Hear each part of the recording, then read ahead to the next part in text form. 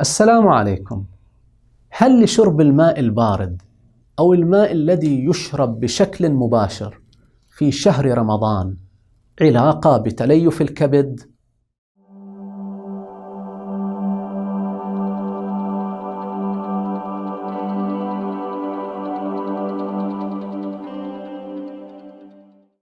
بداية أؤكد على أنه لا توجد علاقة لا من قريب ولا من بعيد بين شرب الماء البارد أو الماء الذي يشرب بشكل مباشر أو دفعة واحدة أو أيا كانت الصياغة في شهر رمضان كما يدعي البعض بموضوع تليف الكبد.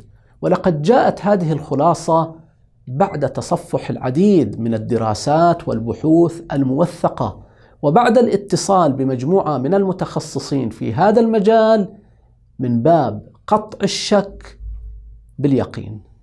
بل أن السؤال المنطقي الذي يطرح نفسه: من أين ستأتي العلاقة؟ ولاحظوا معي بأنني هنا لا أتحدث عن علاقة عابرة بين شرب الماء والكبد كعضو حيوي في جسم الإنسان، بل أتحدث عن شرب الماء بجميع صيغه وموضوع تليف الكبد.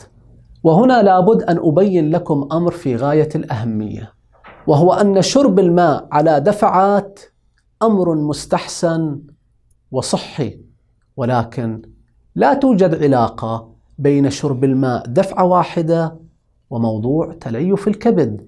وصحيح أن شرب الماء ذو الحرارة المعتدلة أمر صحي ومستحسن، ولكن لا توجد علاقة أيضا بين شرب الماء البارد وموضوع تليف الكبد.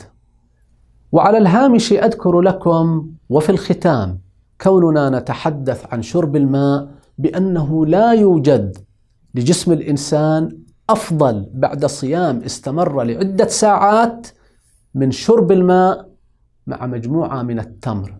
وعليه حدث العاقل بما لا يليق، فإن صدقك فلا عقل له. دمتم بصحة وعافية.